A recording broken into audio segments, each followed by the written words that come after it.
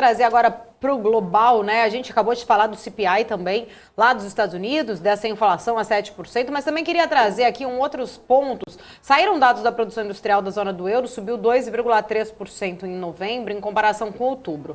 O número veio ali acima daquele que era previsto, que seria uma alta de 4%.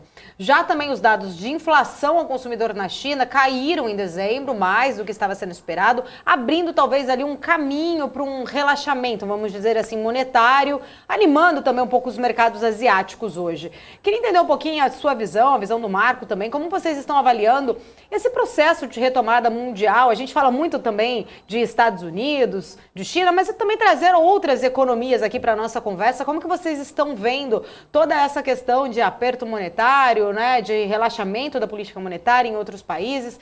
Uma visão global aí de vocês em relação a essa recuperação econômica, apesar que ainda não zeramos, né? A Omicron ainda está aí, tem alguns países ainda apertando ali as restrições, a gente sabe que ainda tem impactos, né? Restrição de alguns locais vão acabar gerando mais inflação, enfim. Mas como vocês estão vendo esse processo de retomada mundial?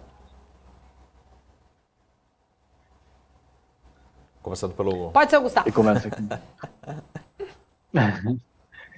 Bom, da zona do euro como um todo, eu entendo que tem todo o processo de aprendizagem. Do começo da pandemia para agora, você já tem adaptações na zona do euro nos Estados Unidos. Como a gente falou aqui mais cedo, na China, aparentemente, bom, eles ainda continuam com a mesma visão de janeiro de 2020, onde deu o caso, fecha tudo.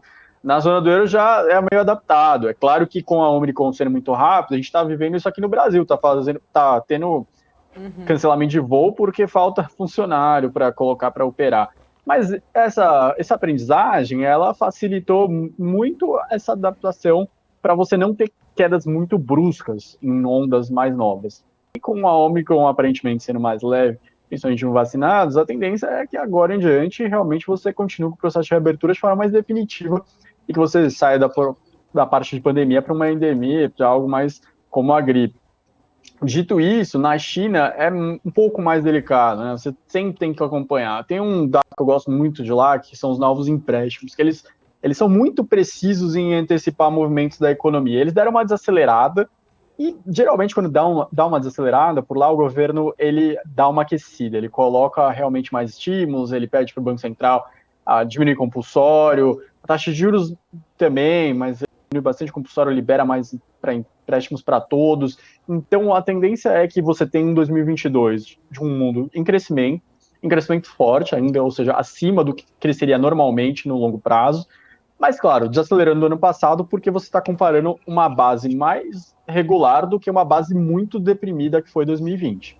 Então, não é para estranhar, falar, poxa, 2022 foi um ano ruim de política econômica, porque cresceu menos do que 2021. Só que 2021 você está comparando com uma queda brusca da economia. Então, comparar uma coisa normal com uma coisa muito fraca é diferente. E você, Marcos Saravalho, sua visão?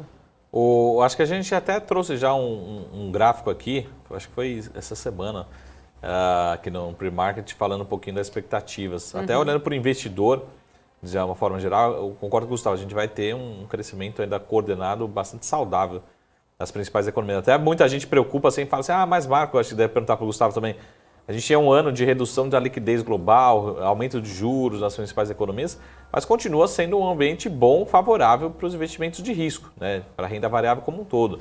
Os juros não vão subir de 0 para 10% nos Estados Unidos, né? Vai continuar um ambiente muito bom de crescimento do lucro das companhias, né? Estimulativo. E até a gente mostrou um pouco que até a própria zona do euro pode ser uma região que cresça até mesmo, né? Historicamente, o Gustavo pode me corrigir aqui se eu estiver errado, mas historicamente a zona do euro sempre tem o patinho feio que cresce menos, muito devagar, se decepciona, e esse ano, talvez esse biênio, pode até crescer mais mesmo do que os Estados Unidos, né? Então, para o investidor que está começando a diversificar, olhando para as alternativas, eu acho que ativos na Europa pode ser uma boa alternativa, lembrando que é uma região que tem muitas opções, né, muitas alternativas, e esse ano pode surpreender positivamente, pelo menos são projeções consenso de mercado. Eu acho que as projeções que nós mostramos aqui era do Goldman Sachs, então eu acho que é uma região que a gente comenta pouco, mas vale a pena acompanhar também, né?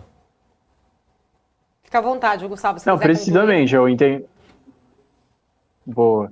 Eu entendo que tem todo esse apelo por investimentos internacionais para 2022, tem o interesse nas pesquisas das corretoras, e muitas vezes a gente acaba vendo os produtos sendo muito concentrados nos Estados Unidos e até dentro do setor de tecnologia dos Estados Unidos. Mas é interessante você observar o macro para pensar quais vão ser os destaques micros no ano.